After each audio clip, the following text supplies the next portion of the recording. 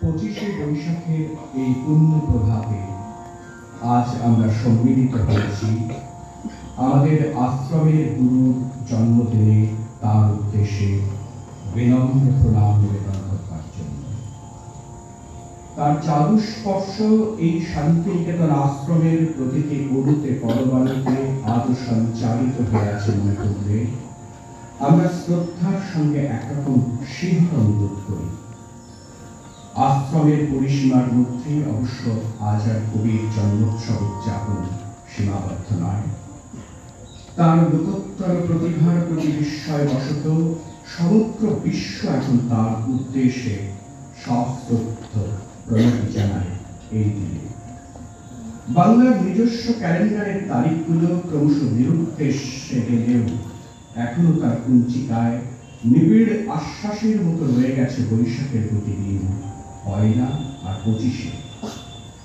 শান্তিনিকেতনের ইতিহাসে এই দুটি দিনের সঙ্গেই জড়িয়ে আছে কবির জন্মোৎসবের প্রসঙ্গ অনুসঙ্গ। দেবভূমির এই মুখুসুখু জলাভাব কৃষ্ট প্রান্তরে দীর্ঘকাল পয়লা বৈশাখেও হয়েছে কবির জন্মোৎসব উদযাপন।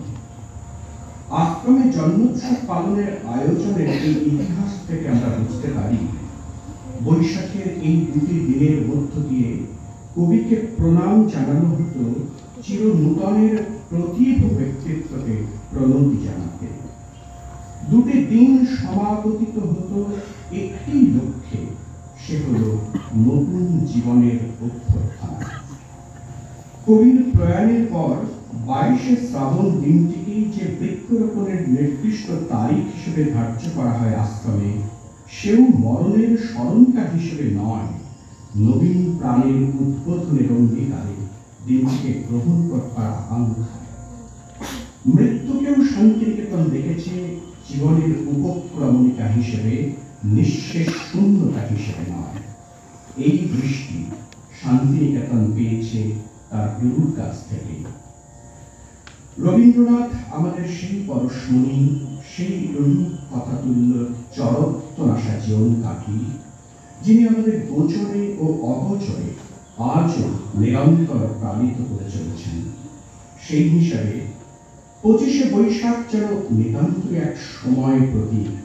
প্রতিটি দিনে প্রতিটি ক্ষণেই যিনি স্মরণযোগ্য, তাকে একটি দিনের বিশেষ উপলক্ষে প্রণতি জানানোর অবকাশ শুধু এই 25শে বৈশাখ। তবুও অস্বীকার করা যায় না 25শে বৈশাখের মধুময় আশ্চর্য সকাল একটা নির্মল উৎসবের বার্তা নিয়ে উপস্থিত হয় আমাদের চেতনায়। আমাদের ব্যক্তিগত ও সামূহিক স্মৃতি ও সত্তায় সে মিশে থাকে ওতপ্রোত। আমাদের চৈতন্যের গুহার আধারে বন্দিনী একটা ঝর্ণা সহসা যেন রবির করপরশে স্বতন্ত্রে কথা কয়ে ওঠে। এই উদযাপনেরও একটা মূল্য আছে নিশ্চয়।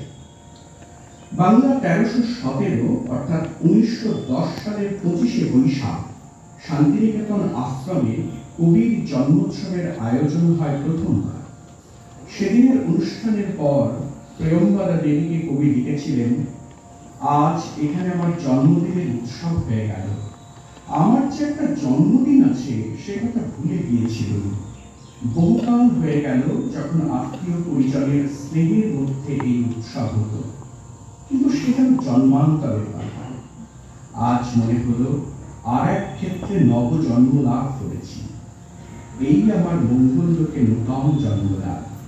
ঈশ্বর আমার এই জন্মকে সার্থক করুন, এই প্রার্থনা করি। এই চিঠির মধ্যে আত্মীয় পরিজনের স্নেহের মধ্যে যে জন্মদিন পালনের উল্লেখ আছে তার সূচনা করেছিলেন কবির ভাগ্নী সরলা দেবী চৌধুরানী। তিনি তার জীবনের ঝরাপাতা বইতে লিখেছেন, আজ যে দেশব্যাপী রবীন্দ্র জন্মদিন অনুষ্ঠান সেটি ধরালাম আমি আমার ভক্তি প্রাবল্যে। এরপর কবির সেই প্রথম জন্মদিন পালনের একটি অনবদ্য সূচিসূত্র বর্ণনা দিয়েছেন সরলা দেবী। তার ঘরে তার বিছানার কাছে গিয়ে বাড়ির বকুল ফুলের নিজের হাতে গাঁথা মালা ও বাজার থেকে আনানো বেল ফুলের মালার সঙ্গে অন্যান্য ফুল ও একজোড়া ধুতি চাদর তার পায়ের কাছে রেখে প্রণাম করে তাকে জাগিয়ে দিল। 49 নম্বর পার্ক স্ট্রিটে মেজদাদা সত্যেন্দ্রনাথের বাসায় 1887 সালে অনুষ্ঠিত এই প্রথম জন্মদিন পালন হল কবির জীবনের 26টা বছর অতিক্রান্ত হওয়ার পর। তার 4 বছর বাদে 1891 সালে ঠাকুরবাড়ির পারিবারিক গণ্ডির মধ্যে তার আরো একটি জন্মদিন উদযাপনের তথ্য পাওয়া যায়। প্রাতিষ্ঠানিক পরিসরে তার প্রথম জন্মদিন পালন যদি হয় 1910 সালে 50তম জন্মদিনে শান্তিনিকেতন বিদ্যালয়ে, তাহলে জনপরিসরে সেই উদ্যোগ প্রথম নেওয়া হয় 1911 সালে বঙ্গীয় সাহিত্য পরিষদে কবির জন্মের 50 বর্ষ পূর্তি উপলক্ষে। পারিবারিক পরিসর থেকে জনপরিসরে প্রখ্যাত মানুষের স্মরণ উৎসব কেন অনিবার্য হয়ে উঠবে, বঙ্কিমচন্দ্রের প্রয়াণের পর শোক সভা নামের নিবন্ধে তা নিজেই ব্যাখ্যা করেছিলেন কবি। আশ্রম ছেড়ে সেবারবশ সাহিত্য পরিষদের অর্থ গ্রহণ করতে তিনি জাননি 25শে বৈশাখ। যদুনাথ সরকারকে একটি চিঠিতে তিনি লিখেছিলেন, আমার 25শে বৈশাখের উৎসব এখানকার ছেলেরা করিবে, সে সময় কলিকাতায় যাইতে পারিব না। 21শে বৈশাখ রামেন্দ্র সুন্দরকে লেখা চিঠিতে কলকাতায় না যাবার কারণ হিসেবে আরো ইঙ্গিতপূর্ণ মন্তব্য করে কবি বললেন, এখানে ইহারা আমাকে যে মালা দিয়া সাজাইবেন তাহা ফুলের মালা, তাহা বলিতে পারিব। শান্তিনিকেতনের ছাত্র শিক্ষকদের আত্মীয়তা ও আন্তরিকতার মধ্যে কবি যে তাঁর জন্মদিনে বিশেষ আনন্দ লাভ করেছিলেন তা উল্লেখ করেছেন প্রিয়ম্বরা দেবীকে লেখা আরেকটি চিঠিতে। বোঝা যায় জন্মদিন উদযাপনের ঘন ঘটা নয়, আন্তরিকতায় ছিল কবির রাক্ষেত। কারণ আরো অনেক কিছুর মতো জন্মদিন উদযাপন বিষয় ছিল তার একটি নিজস্ব ভাবনা।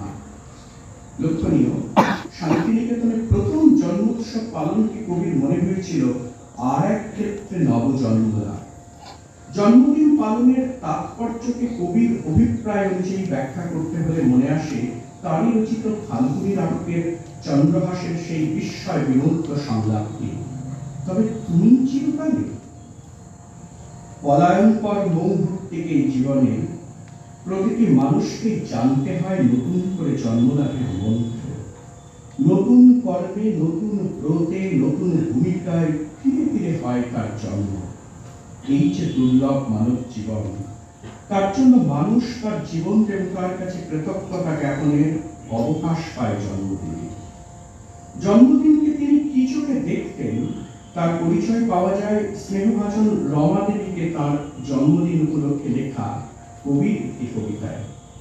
কবি লিখছেন, আজি তব জন্মদিনে এই কথা করাবো স্মরণ, জয় করে নিতে হয় আপনার জীবন মরণ, আপন অক্লান্ত বলে দিনে দিনে।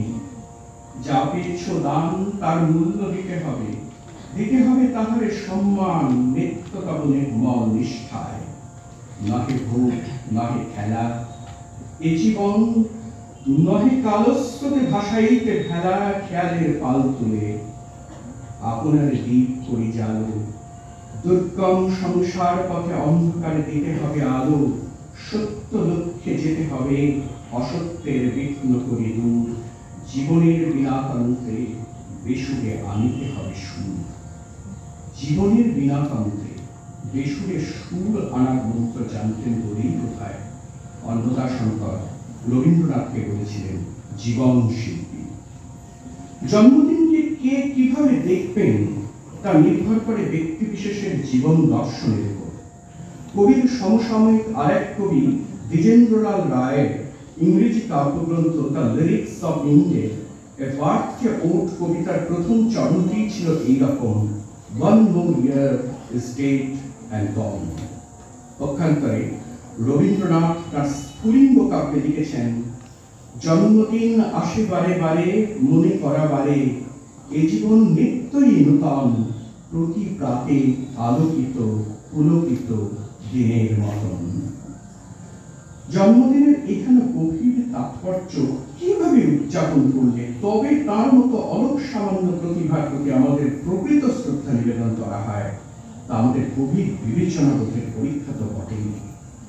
1910 সালে শান্তিনিকেতনে অনুষ্ঠিত ওই প্রথম জন্মোৎসবের দিন আশ্রমের বালকদের উদ্দেশ্যে গুরুদেব বলেছিলেন, শিশুর প্রথম জন্মে যেদিন তার আত্মীয়রা আনন্দ ধ্বনিতে বলেছিল, তোমাকে আমরা পেয়েছি, সেই দিনে ধীরে ধীরে বৎসরে বৎসরে ওই একই কথা আওড়াতে চায় যে তোমাকে আমরা পেয়েছি, তোমাকে পাওয়ায় আমাদের সৌভাগ্য, তোমাকে পাওয়ায় আমাদের আনন্দ, কেননা তুমি যে আমাদের আপন, তোমাকে পাওয়াতে আমরা আপনাকে অধিক করে পেয়েছি। প্রশ্ন হলো, কবির জন্মের এত বছর পর তার মতো প্রতিভার জন্মদিন পালনের সময় জাতি হিসেবে আমরা কি জন্মদিন উদযাপন বিষয়ে মনীষীর সেই প্রগাঢ় দর্শনকে আত্মস্থ করতে পারছি?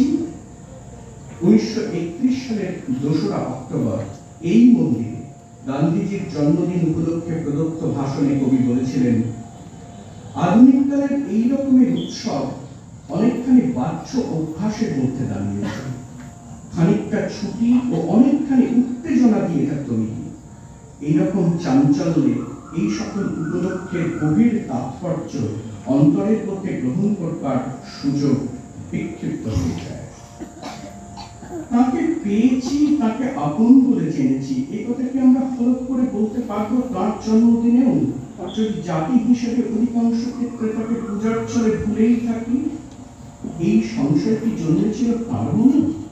তা না হলে কেনই বা জীবন সায়ান্নে উপনীত হয়ে নবজাতক কাব্যের জন্মদিন কবিতায় কবি আমাদের উদ্দেশ্যে বলবেন, তোমরা রচিলে যারে নানা অলঙ্কারে, তারে তো চিনি না আমি, চেনেন না মোর অন্তর্যামী, তোমাদের স্বাক্ষরিত সেই মোর নামের প্রতিমা, বিধাতার সৃষ্টি সেবা তোমাদের দৃষ্টির বাইরে। রবীন্দ্রনাথ কি মুখের উপর বাঙালির কাছে হয়ে রইলেন কেবলই পাঠকে স্ট্যাচুবদ্ধ এক নামের প্রতিমা? বিষ্ণুকে যেমন কবিতায় বলেছিলেন, তুমি কি কেবলই স্মৃতি, শুধু এক উপলক্ষ কবি, তুমি শুধু 25শে বৈশাখ আর 22শে শ্রাবণ।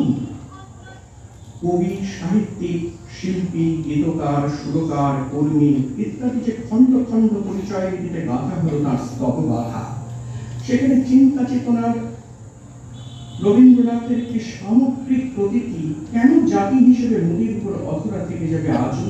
কেন আমরা বলতে পারি না, বৃষ্টির সম্মুখে মোর হিমাদ্রি রাগের সমগ্রতা, যত কিছু খণ্ড নিয়ে অখণ্ডের দেখেছি তেমন? প্রসঙ্গত মনে পড়ে যায় তারই রাজা নাটকের একটি সংলাপের অংশ। রাজা সুদর্শনাকে জিজ্ঞাসা করেন, আমার কোন রূপকে তোমার মনে আসে না? সুদর্শনা বলেন, একরকম করে আসে বই। অতঃপর সুদর্শনা অনবদ্য একটি কাব্যিক বর্ণনায় রাজার সেই মানুষরূপ বর্ণনা করেন। সব শুনে রাজা তাকে বলেন, এত বিচিত্র রূপ দেখছ, তবে কেন সব বাদ দিয়ে কেবল একটি বিশেষ মূর্তি দেখতে চাচ্ছ? সেটা যদি তোমার মনের মতো না হয় তবে তো সমস্ত গেল। সুদর্শনার বিশ্বাস, নিশ্চয়ই হবে মনের মতো। রাজা বলেন, মন যদি তার মতো হয় তবেই তো সে মনের মতো হবে, আগে তাই হোক। আমরাও বোধহয় সামাজিক, সাংস্কৃতিক, রাজনৈতিক, বিদ্যায়তনিক, বৌদ্ধিক ইত্যাদি নানা পরিসরে উদ্ধৃতি চয়নের কুশলতায় খুঁজে চলেছি আমাদের মনের মাপের এক রবীন্দ্রনাথকে, কিন্তু তার মনের মতো হওয়ার সাধনা বোধহয় আমাদের অনেকেরই অনায়ত্ত। আজকের দিন তাই আমাদের একটি আত্মসমীক্ষার দিন। সত্যি কি তিনি আমাদের কাছে থেকেও দূরে? আজ আমরা সদর্থকভাবে এবং আন্তরিকভাবে চিন্তা করব এই প্রশ্নটি, প্রার্থনা করব তার জন্মদিনে উদ্বোধিত হোক আমাদের চৈতন্য, উন্মিলিত হোক তার চিন্তা অনুধাবনের অনাবিল সত্য দৃষ্টি। আজকাল একটা কথা ইতি খুব শোনা যায়, রবীন্দ্রনাথ এই সময়ে আমাদের জীবনে কতখানি প্রাসঙ্গিক। এই প্রাসঙ্গিক কথাটার মধ্যে আমাদের এই বর্তমান জীবনে রবীন্দ্রনাথের আশু প্রয়োজন সিদ্ধির সামর্থ্যের দিকে যেন একটা তীর্যক ইঙ্গিত থেকে যায়। গরজ যেন তাঁর কথাটা এভাবে বললে হয়তো শকুন শোনাত, আমরা কতটা রবীন্দ্রনাথের সঙ্গে লগ্ন হতে পেরেছি। আর যদি আনুষ্ঠানিকতার বাইরে তার সঙ্গে আমাদের ব্যক্তিগত ও সমষ্টিগত যাপনে বিলগ্নতাই ঘটে গিয়ে থাকে, তাহলে তা তার কারণ কি? এর সম্ভাব্য উত্তর হিসেবে বলতে পারি, রবীন্দ্রনাথের ব্যক্তিত্বের হিমালয় প্রতিম উচ্চতা নিশ্চয় তার একটা কারণ। এভারেস্টের শৃঙ্গ পৃথিবীতে একতম বলেই যেমন নিঃসঙ্গ একা, তেমনি সূর্য শৃঙ্গ তুল্য মনীষী মাত্রেরই এই নিশ্চিম একাকিত্ব নিতান্তই পরিতপ্ত। আমরা রবীন্দ্রনাথ উচ্চারণ করি, কিন্তু ভিতর থেকে কদাচিৎ লগ্ন হতে পারি তার সঙ্গে। গান গাইবার সময় আমরা বলি, বিপদে মোরে রক্ষা করো এ নহে মোর প্রার্থনা, কিন্তু আমাদের মনোগত প্রার্থনা ওই গানের প্রথম চারটি শব্দে সচরাচর নিবদ্ধ থাকে, বিপদে মোরে রক্ষা করো। বহু বাসনায় প্রাণপণে চাওয়াই আমাদের স্বাভাবিক প্রবণতা। বঞ্চিত করে বাঁচালে বলে বলবার জন্য যতটা আত্মশক্তির অধিকারী হতে হয়, তা আমাদের সারা জীবনে অধিকাংশেই অনায়াস হয়ে থেকে যায়। তা থেকে যাওয়া অস্বাভাবিক নয়, কেননা আমরা রবীন্দ্রনাথ নই। তিনি যেভাবে জীবনকে দেখেছেন তা আমাদের কাছে অনায়াসাধ্য নয়। মনে পড়ে, তিনি সেই মানুষ যিনি বিশ্বের শ্রেষ্ঠ সম্মানের শিরোপা পাওয়ার পর প্রবল আত্মিক বিক্ষোভে আত্মীয় সুহৃদদের বলতে পারেন, পুরস্কারের অপদেবতা আমার স্পন্দে ভর করিয়াছে। নির্মল কুমারী মহানবিশকে লিখেছেন, নিজেকে নিজের থেকে ছাড়িয়ে নেবার নইলে ভক্তিকতার সাধনা তাকে জারি রাখতে হয়েছে আজীবন। সুখে দুঃখে অবিচল এইরকম মানুষকে গীতায় বলা হয়েছে স্থির রত্ন। উদাহরণের অন্তর রবীন্দ্রনাথের বিবরণ থেকে পাই, দৌহিত্র নিগুর জার্মানিতে মৃত্যু হয়েছে এই দুঃসংবাদ শোনার পর বেশ কিছুক্ষণ স্তব্ধ হয়ে বসে রইলেন কবি। তারপর লিখে ফেললেন একটি কবিতা। পুনশ্চ কাব্যের অন্তর্গত কুকুর ধারে নামের সেই কবিতাটিকে অন্তত প্রত্যক্ষভাবে ছায়াপাত হল না সেই সত্যশ্রুত দৌহিত্র শোক। নিজের সংসারে উপর্যু করি শোকের ঝোড়ো আঘাতের পর তার ছিল শোকের এমনই এক অভিজাত আত্মসম্বরণের ভঙ্গি। এই জীবনপত্তি সত্যিই আমাদের জন্য এত অনায়াসলব্ধ। তার চেতনার লীলা মালঞ্চে কোন রসায়নে কোন অভিজ্ঞতার শিল্পিত স্বাক্ষর কিভাবে ফুটে উঠবে তা কেই বা বলতে পারে। কেউ কেউ যে তাকে বলেছেন মিলিয়ট মাইন্ডেড ম্যান, অযুত মোরা ব্যক্তিত্ব, সে তো এই জন্য যে পরতের পর পরতে তার মন ছিল এক স্তরিত গরমে করা। আমরা প্রায়শই তার একাত্রা স্ফটিক খণ্ড নিয়ে বলি, তাকে পেয়েছি, তাকে জেনেছি। পাওয়া না পাওয়ার লুকোচুরির এই খেলাটা কিন্তু দীপ্ত চলতে থাকে অনুক্ষণ। যেমন, বিদায় দেহ ক্ষম আমায় ভাই, কাজের কথা আমি তো আর নাই। খেয়া কাব্যে এই কথা শোনার পর মনে হয় কাজের সজনতা থেকে কোথায় ছুটির নির্জনতায় প্রবেশ করতে যাচ্ছেন কবি। গীতাঞ্জলি পর্বে যখন মনের গহনে তিনি রচনা করছেন একটি নির্জন পরিসর, ঠিক তখনই হয়তো দেখা যাচ্ছে অন্য রচনায় অথবা শান্তিনিকেতন আশ্রমের কাজে তাকে প্রবল রকম কর্মব্যস্ত থাকতে। কাজ আর ছুটি, সজনতা ও নির্জনতার ছন্দময়তায় রুচিত হয়েছে তার জীবন শিল্প। এমন অজস্র বিরোধাভাসের মধ্যেই বোধহয় নিহিত রয়েছে সেই মহাজীবনের প্রকাভাস। আমরা সাধারণেরা তাই রবীন্দ্রনাথের ঠিক যেন নাগাল পাই না, আর যখন নাগাল পাই না তখন তার পূজার আয়োজন করি, তখন করি নামের প্রতিমা, যা তিনি কখনো জাননি। তিনি চেয়েছিলেন যা জানবো, যা বুঝবো, তা সত্য করে জানবো বুঝবো, কোনো আত্মছলনা থাকবে না সেই জানা বোঝার মধ্যে। আমরা মনে মনে প্রশ্ন তুলেছি, কাকে বলে সত্য? উত্তরে তিনি বলেছেন, জ্ঞানের নিঃসংশয় উপলব্ধি হলো সত্য। সেই উপলব্ধির সায় আসে বিশুদ্ধ অন্তরের অন্তঃস্থল থেকে। তখন বুঝবো সেই উপলব্ধি বিশ্ব ব্যবস্থার গভীরের নিয়মতন্ত্রের সঙ্গে সাযুজ্যপূর্ণ হওয়ার কারণে পরিণামে তা মঙ্গলকর বা কল্যাণকর। কিটসের কবিতার পংক্তি সামান্য বদলে নিয়ে রবীন্দ্রনাথ যে বারে বারে বলেন, truth is beauty, beauty truth, সে তো অকারণ নয়। সত্যকে তিনি স্থান দিয়েছেন অগ্রভাগে। সত্যের সেই পথ কঠিন হলেও তাকেই তিনি জীবনের অন্তিম মুহূর্ত পর্যন্ত বরণীয় মনে করেছেন। সত্য সত্য যে কঠিন, কঠিনের ভালোবাসিলাম। কথাগুলি হয়তো আমাদের খুব বেশি দার্শনিক ও তাত্ত্বিক বলে মনে হচ্ছে, কিন্তু সত্যি কি তাই? রবীন্দ্রনাথের কেন্দ্রীয় চিন্তা সূত্রে দেখা যায় সত্য, সুন্দর, শান্তি, আনন্দ ইত্যাদি প্রত্যয়গুলি নানা উপলক্ষে কবি বারবার ব্যবহার করেছেন। তার উপনিষদ জারিত মনের পরিমাটিতে লালিত হয়েছে, এও হয়তো ঠিক, কিন্তু সাধারণ বুদ্ধিতেও কি একটু বোঝবার চেষ্টা করা যায় না কথাগুলি? কি এই সত্য? শব্দটির মূলে আছে সৎ, অর্থাৎ এক্সিস্টেন্টের ব্যঞ্জনা, যার বিপরীত ভাবনা অলি, অসৎ। কাজেই বলেছি, এই সত্যকে আমরা উপলব্ধি করি নিঃসংশয় জ্ঞানে, মননে। আবার মননের উপলব্ধিকে যখন হৃদয় অনুভব করি, তখন তাকেই নামান্তরে বলি সুন্দর। আর এই অনুভব উপলব্ধির ফলে মনের যে সুমিত ভাব, তাকে বলি শান্তি। বিশ্ব ব্যবস্থা তন্ত্রের মধ্যে বিরাজ করছে কি সুমিত সাম্যাবস্থা, একটি ইকুইলিব্রিয়াম, তখন তাকে বলছি শিব বা টুটনেস। আবার ওই শিবমের মধ্যে কখনো বা জেগে ওঠে সৃষ্টির সংবেদনা। প্রয়োজনে ভেঙে চুরে জীর্ণ পুরাতনকে ভাসিয়ে দিয়ে সেই শিবই তখন হয়ে ওঠেন নটরাজ। প্রলয় কখনো কখনো নবসৃষ্টিরই আবশ্যিক শর্ত। অহংকারিত বৈনাশিক ধ্বংসে নেই সৃজনের প্রতিশ্রুতি। পাখির ডিমের খোলা ভেঙে বেরিয়ে আসে পক্ষীখানা। সৃজনের প্রতিশ্রুতিতে উজ্জ্বল বলেই খোলার সেই ধ্বংস আসলে সৃজনেরই পূর্ব শর্ত হয়ে ওঠে। কবির জন্মদিন ভাবনার সঙ্গে এইভাবেই বোধহয় লগ্ন হয়ে থাকে তার কেন্দ্রীয় চিন্তা সূত্র ও চিন্তন শৈলীর অব্যর্থ বিজ্ঞান।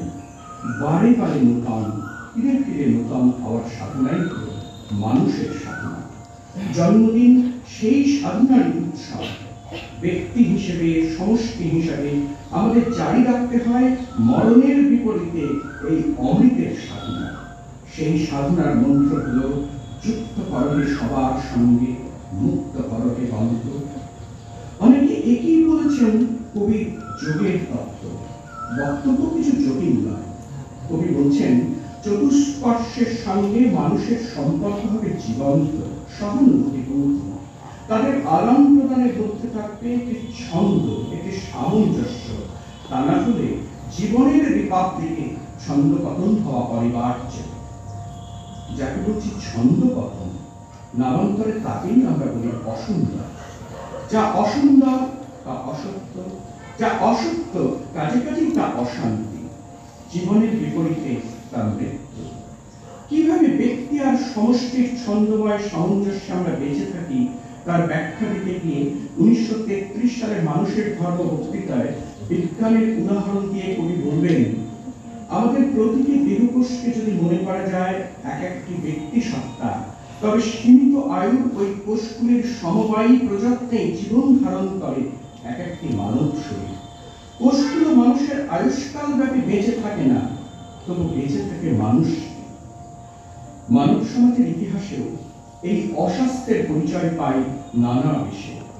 এই বিচিত্র রকম অসুখের ছন্দহীনতার মধ্যে দিশারি আলো নিয়ে যারা পথ নির্দেশ করেন, তারাই কবির ভাষায় মহামানব।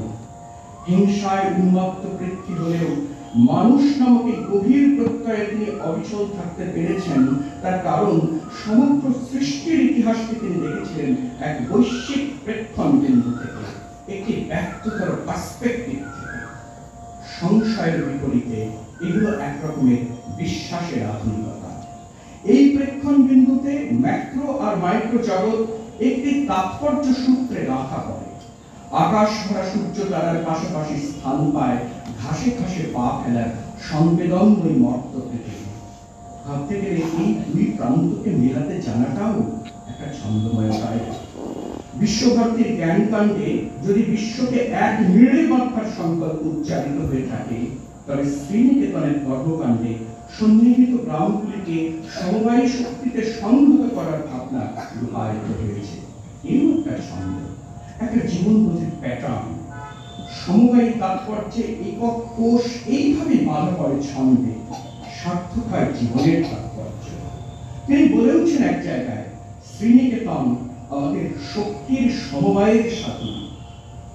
শ্রীনিকেতনের দর্শন তার কেন্দ্রীয় চিন্তার গভীর তাৎপর্যের সঙ্গে এভাবেই সমন্বিত হয়। তত্ত্ব বলে যা মনে হচ্ছিল এতক্ষণ, তা বাস্তবে রূপ পরিগ্রহ করে এভাবেই দৃশ্যমান হয়েছে কবির প্রতিষ্ঠান। শান্তিনিকেতনের শান্তি কথাটি যেমন ইংরেজি পিস কথার চেয়ে ভারতীয় প্রজ্ঞার নিরিখে অনেক বেশি ব্যঞ্জনাবাহী। এলিয়টকে যে জন্য পরজমির কবিতায় ওই শব্দটি লিখতে হয় পিসের পরিবর্তে, শ্রীনিকেতনের শ্রী কথাটিও তেমন। শ্রী অর্থাৎ লক্ষ্মী, ঐশ্বর্যের সঙ্গে মাধুর্য ও সৌন্দর্য যুক্ত হলে তবে হয় শ্রী। দেশের আইন আর কবির প্রতিষ্ঠানের মূলগত আদর্শের সামঞ্জস্য বিধানের গুরু দায়িত্ব এখন অর্পিত হয়েছে আমাদের উপর। বলা বাহুল্য, রাজনীতির কারবারীরা তার কোন ভাবনার প্রতি সেদিন প্রায় কেউই কর্ণপাত করে না। স্বাধীনতার পতাকা যে শুধু কাঁধে তুলে নেওয়ার আবেগে থাকলেই যথেষ্ট নয়, তার জন্য চাই আত্মশক্তির উদ্বোধন। দেশাত্মবোধ যে আসলে দেশের খোঁজে আত্মকে বিস্তার করার মধ্যেই সার্থক হয়, সে কথা কবি জনচিত কল্পনা বলেই তাকে অনেকে সংশয় গ্রহণ করেন। বিশ্বভারতী প্রতিষ্ঠা পর্বে যখন তিনি ঔপনিবেশিক পর্বে পশ্চিমের রুচি স্বাতন্ত্র নাশক মরু হওয়ার সংগ্রাম থেকে জাতিকে নান্দনিক চেতনায় উদ্বোধিত করতে প্রতিষ্ঠা করলেন কলা সঙ্গীত ভবন, তখন অনেকের চোখে সন্দেহের বোধ। অথচ রবীন্দ্রনাথ শান্তিনিকেতনকে দিয়েছিলেন রুচিবোধের দীক্ষা। কেউ তো তর্ক করে বলবেন এই যে তত্ত্ব কথা, কবি বলবেন এই সত্য, তাই একাত্ম। তার কবি মন রূপ পেয়েছে এই আশ্রমে, আবার এই আশ্রমকেও কবি বলেছেন একটি কবিতা, একটি সৃষ্টি। Poetry not in the medium of words, beauty নয়, একরকম ছন্দময়তা। এখন কি তাকে মনে হবে দূরগ্রহের মানুষ? পরিশেষে এই প্রশ্ন আসে, মানুষ কি করে এমন ঋদ্ধ চেতনায় উত্তীর্ণ হবে? কবি বলবেন প্রেমের পথে। অহং থেকে প্রেমে উত্তরণই হল মুক্তি, আর অহং থেকে মুক্তির সোপান হল প্রেম। শুধু ব্যক্তিক প্রেম নয়, সব প্রেমের মতো পবিত্র অনুভূতি যেসব প্রেমও আছে। দেশের মায়ের আঁচলের মধ্যে যে বিশ্বময়ী আঁচল পাতা আছে, তা যদি আমরা অনুভব করতে পারি, যদি আমার অধিগত একখণ্ড জমির মধ্যে উপলব্ধি করি সেও এই মহাবিশ্বেরই অন্তর্গত একটি ভূমিখণ্ড, তাহলে হয়তো সম্ভব তেমন বিশ্ববোধের জাগরণ। তা উত্তেজনায় চেঁচিয়ে বলায় আয়ত্ত হওয়ার নয়। জীবনের এই একটা আদর্শ আমাদের সামনে রেখে গেছেন রবীন্দ্রনাথ। ধর্মগুরুর মতো কোন নির্দেশনামা তিনি জারি করে যাননি। স্মরণের আয়োজনে মরণকে আড়াল করতেও চাননি, আর চাননি বলেই তাঁর থেকে সত্য দৃষ্টিতে ফিরে তাকাবার খরচ রয়ে গেছে আমাদের। মাঝে মাঝে তাকে দূর গ্রহের মহামানব মনে হলেও তখন হয়তো বোঝা যায় তিনি আমাদের লোক। সুতরাং কখনো সমগ্রের চেতনায়, কখনো বিশেষের সীমানায় তাকে আমরা অনুধাবনের চেষ্টা করব, সবটা মিলিয়ে বুঝতে চাইব তাঁকে। অনেকে করেছেন সেই চেষ্টা। আর্নেস্ট রিজ এক জায়গায় ইঙ্গিত করেছিলেন 5000 বছরের ভারতীয় সভ্যতার অন্তঃসার স্বকীয় প্রভায় দীপ্যমান হয়েছে রবীন্দ্রনাথের মধ্যে। একটি সংহত মূর্তিতে তাকে দেখতে চাইলেই মনে পড়ে তাঁরই রাজা নাটকের রাজার আরেকটি সংলাপ। রাজা যেমন সুদর্শনাকে বলেছিলেন, তেমন একটা কষ্টিক উপমায় হয়তো বর্ণনা করা যায় তাঁর একটি সংহত রূপ। রাজা বলেন, দেখতে পায় যেন অনন্ত আকাশের অন্ধকার আমার আনন্দের টানে ঘুরতে ঘুরতে কত নক্ষত্রের আলো টেনে নিয়ে এসে একটি জায়গায় রূপ ধরে দাঁড়িয়েছে। তার মধ্যে কত যুগের ধ্যান, কত আকাশের আবেগ, কত ঋতু। আমাদের রবীন্দ্রনাথ এমনই, তাঁরই জয়মন কেন্দ্রিত হোক সেই মহামানবের এই পবিত্র জন্মদিনে। পৃথিবীতে বর্ষিত হোক শান্তির বাণী। আমরা ক্রমশ তাকে প্রণাম জানাবার যোগ্য হয়ে উঠি। আমাদের ক্যালেন্ডারে কোনো লাল রঙা 22শে শ্রাবণ নেই, আমাদের হর রোজ 25শে বৈশাখ।